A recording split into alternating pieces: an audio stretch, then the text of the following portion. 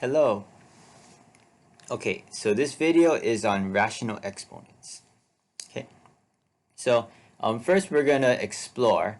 So how can you express a square root using an exponent? So in other words, so if you have the square root of some sort of base, how can we express this base raised to some exponent?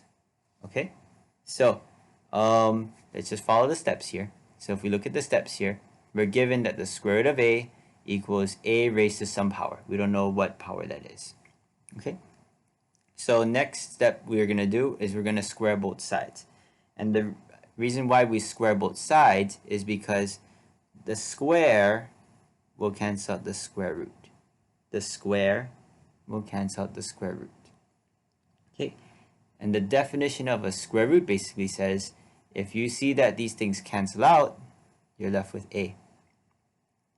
Okay, power of a power property basically says that you multiply this in here, so m times 2, or in other words, this is 2m.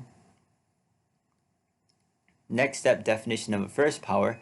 So a is the same thing as a raised to the first power. Okay, the bases are the same, so since the bases are the same, we can equate these exponents just like so. Okay, and then our next goal is we need to isolate m by itself, which is really easy. So if we isolate m by itself, just take that expression, 1 equals 2m. Then what we want to do is we just get m by itself, so divide by 2. The 2's cancel, and then what we have is m equals 1/2. So in other words, this is the m that we've found up here. So this means the square root of a is the same thing as a raised to the 1/2. So I can write that there, so you can see that the square root of a equals a raised to the 1/2. Okay? Alright, so just keep that in mind. We're going to do another example. Okay, so here's another example. So how can we express a cube root using an exponent? So if we have the cube root of a, that's equal to a raised to some power, and we're trying to figure out what power that is.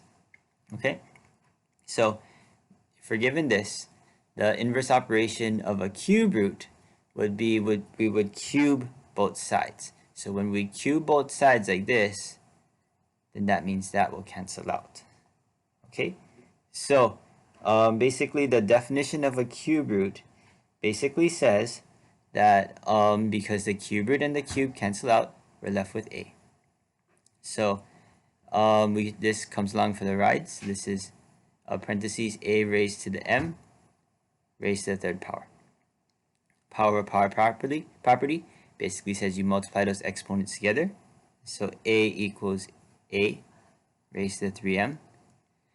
Definition of a first power says that we can rewrite that a as a raised to the first power equals a raised to the 3m.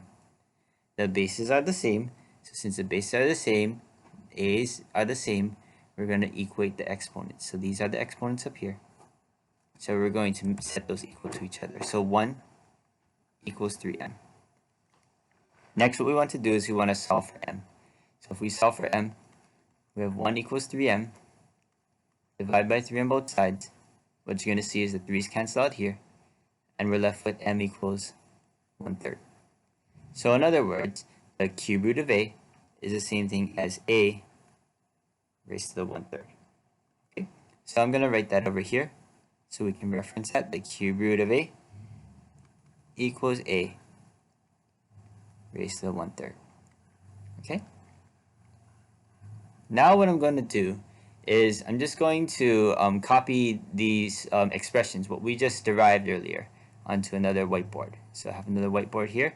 So earlier we found that the square root of a is the same thing as a raised to the 1/2. So the square root of a is the same thing as a raised to the 1/2. We also know that the cube root of a is the same thing as a raised to the 1/3. So now you might be thinking, okay, Mr. Chang, what does that even mean? Okay, so let's try to reason through this. So let's put ones here. Oh, I'll try use different color. Use different color. Let's put ones here and ones here. You see? So this one is this one. And this 3 is basically this 3. Okay. You can kind of use deductive reasoning here, but maybe think in your head, like what number do you think would go here? What number would you think would go there? If you thought it was 2, then you are correct. Yeah. So based on that pattern there, what we see is basically if you don't see a number here, assume it's a 2.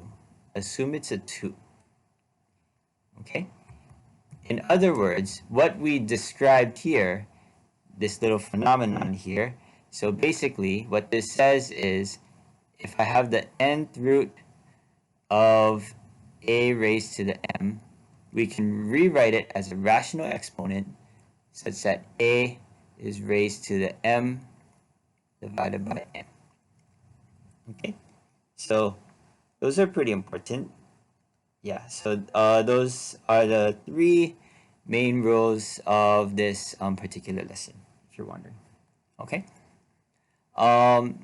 So now what I'm going to do is I'm going to just show you some examples. So I'm going to just show you some examples how you can apply this.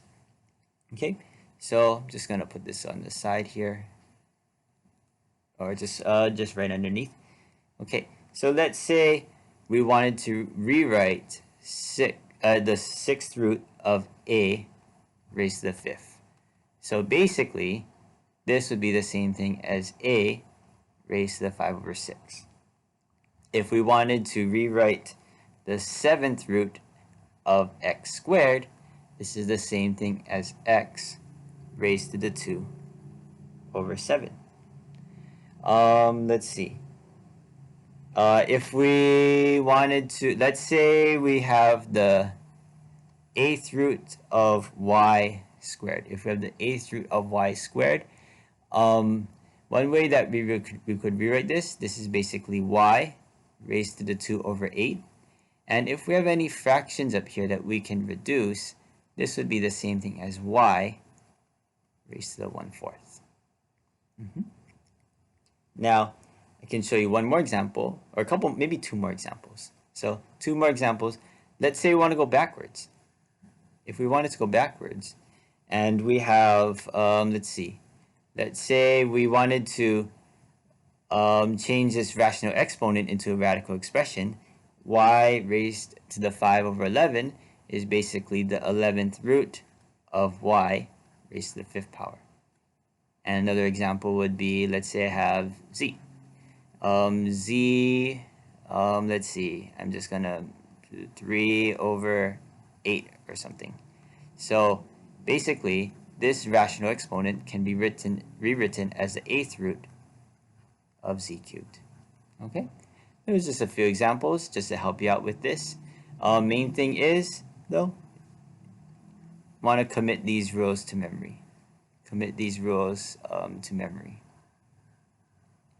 And the main idea behind this, again, if you do not see a number here, assume that it's a 2. Assume it's a 2. Okay, and that's pretty much it for this video. Okay, let me know if any have any questions. Okay, bye.